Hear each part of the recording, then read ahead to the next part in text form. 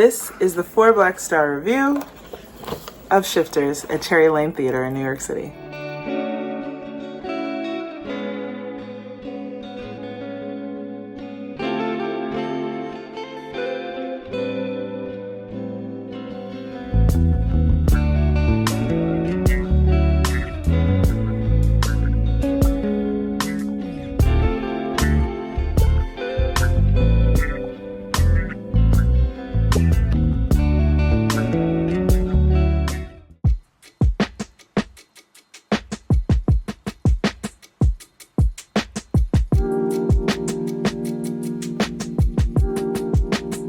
Welcome back, Black Stars. I'm Anastasia X, and I love art almost as much as I love Black people, so I started this platform, Black Star Reviews, to shine a light on Black creativity in New York City and beyond. And I saw Shifters. It has made me believe in love again, and I'm going to tell you all about it. But first, let's take a moment for the ancestors.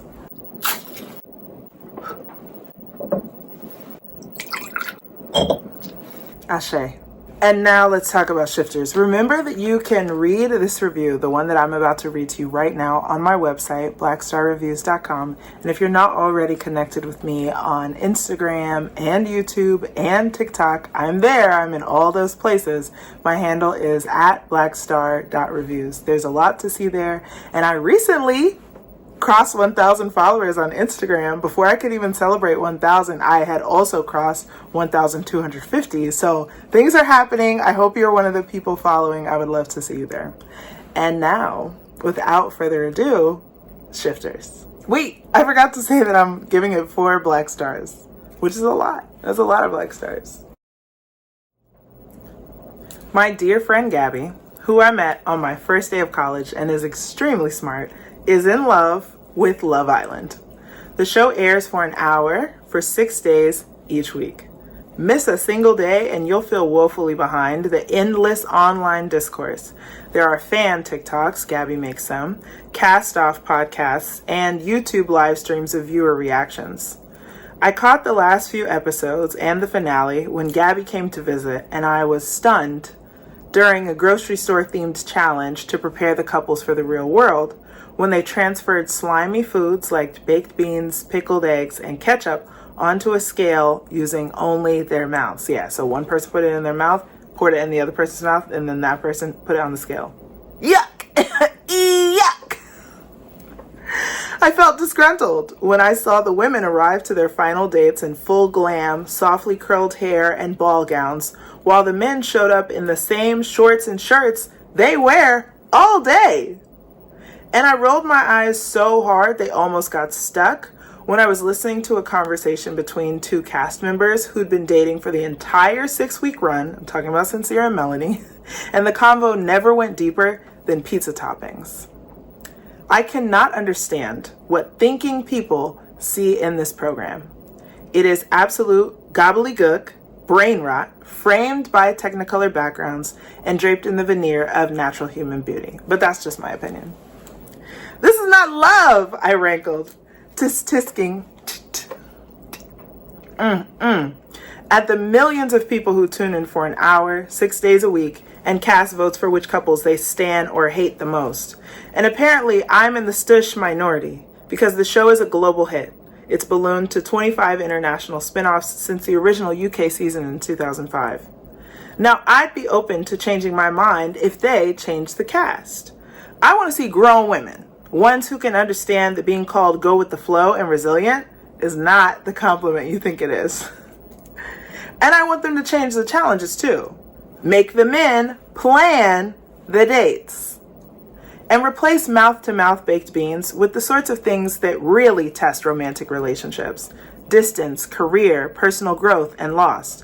But as for the tropical vistas in the background, those can actually stay.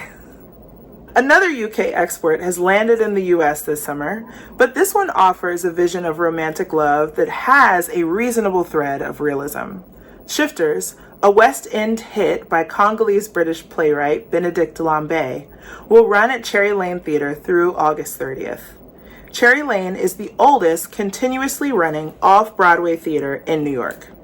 It was a farm silo for about 100 years before it became a theater in 1923, but it's been recently purchased and renovated by the film company A24, and so now you can feel the money ooze out of the brick walls. Some of the updates were genius. Each of the 167 seats features a dual cup and umbrella holder that I believe should be mandatory citywide.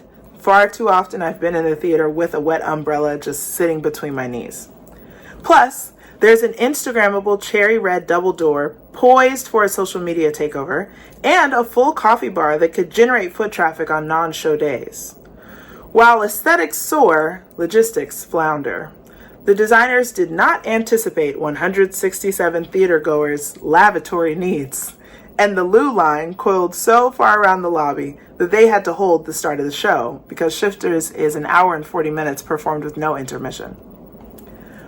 Once underway, we meet 34-year-old Dre at his late grandmother's repast. He admits to distracting his mind with the buffet while his heart watches the door, and then we see Des arrive, as an adult at the repast, and again as a high school classmate. We're transported back and forth in time via a very stripped down set.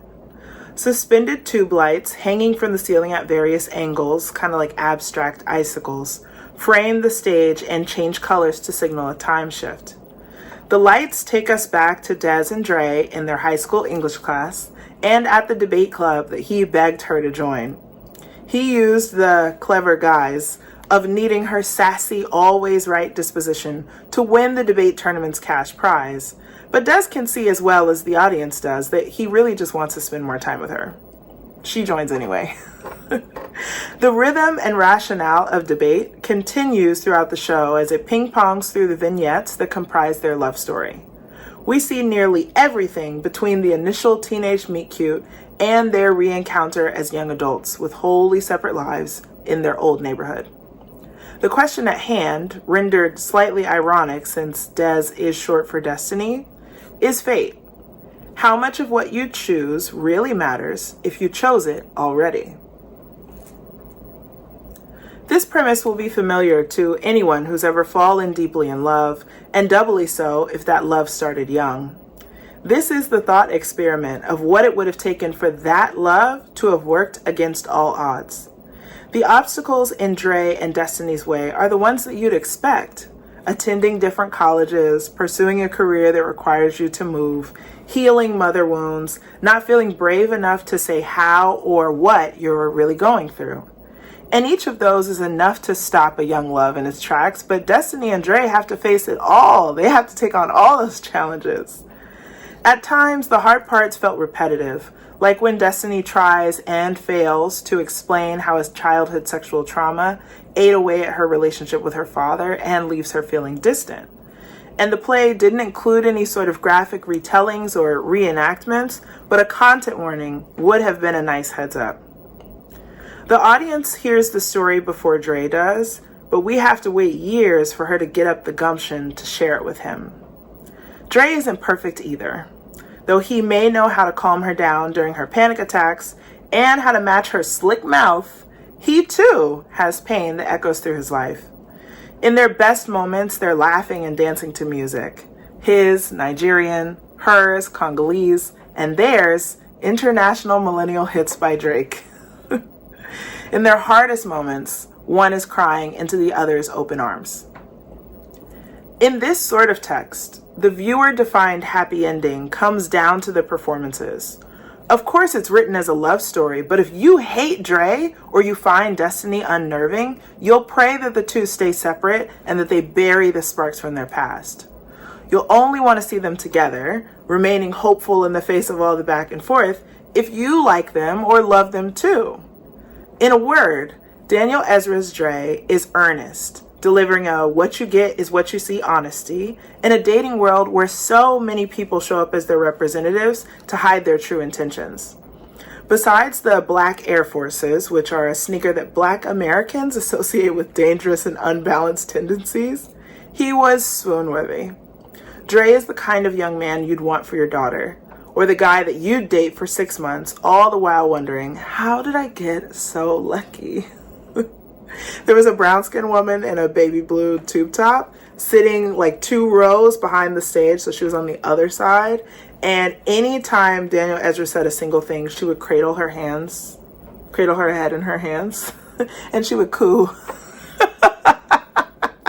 And since we could see her so clearly right on the other side of the actors, it really felt like she was a third character, part of the story, and really acting out everyone's reaction to this beautiful love that they had.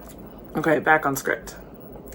Heather Agyepong's Des, who transferred from the original London production, is a harder sell. She has to walk the line between the sweet softness we expect from women in love stories and the hard shell made popular by Hallmark films, where the post-divorce big city woman comes back to her small town and tries not to fall for the local lumberjack. Most of the time, I had a soft spot for Des, but there were glimpses of malintent that gave me pause. When it seemed like she was holding back just to spite Dre, my protective urge kicked in, and I wanted to climb on stage and pull her for a chat. While it's generally not my place to comment on a performer's looks, I do think it must be said that Heather Agyepong's deep skin tone and natural coils were a welcome sight in a genre where colorism and texturism dictate which women deserve happy endings. I certainly preferred this spin on Black love much more than the recent American stage play Table 17, which I felt told Black women to settle for less and to take what they can get. My exact words were trom-com, which I think I coined, maybe. Thankfully, there's none of that in Miss Lombe's play, which depicts an aspirational love connection with healthy communication and, notably, no infidelity. Sometimes the conversations were overplayed, cheesy exchanges that we've heard before. You didn't stay. You didn't ask me. I'm asking now. But I didn't mind enduring those to get to the fresh ones. I let you go. That's not your fault. Then why do you still think it's yours? That made my heart skip a beat, as did the measured vulnerability and the skeptical declaration, if soulmates are real, you've always been mine. In the final scene, we get the moment we've been waiting for. Will they or won't they? Are nearly 20 years of memories enough? Is trying to relive their young love one more time worth rearranging their adult lives for? I won't spoil the ending for you, but I'll warn you that the closing moment is a mirror. You've lived this story if you've ever been in love, and you know how it goes, which is why I predicted that Shifters will be just as popular on Cherry Lane as it was in the West End, and then A24 will probably make it into a film.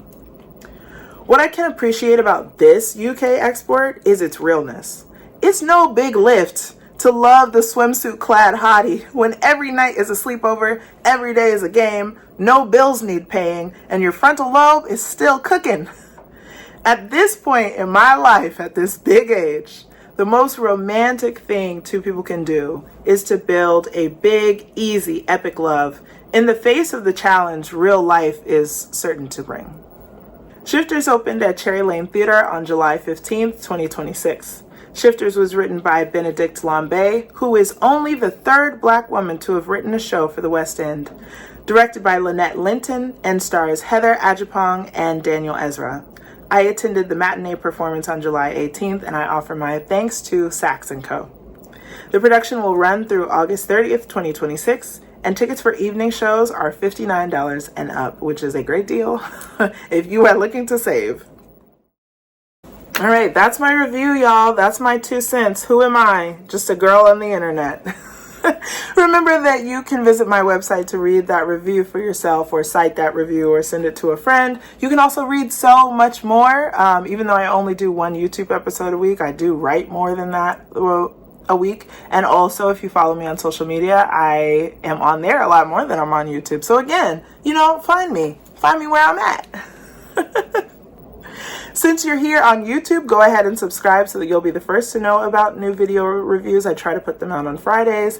And since you've been here this time, why don't you just leave a comment? Maybe you saw Shifters. Maybe you want to see Shifters. Maybe you hated this review. I would love to hear it. Just go ahead and...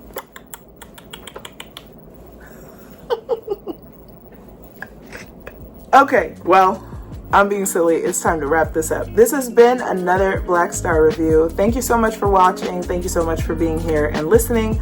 Black Love and Starlight, stay shining, y'all. I will see you next time.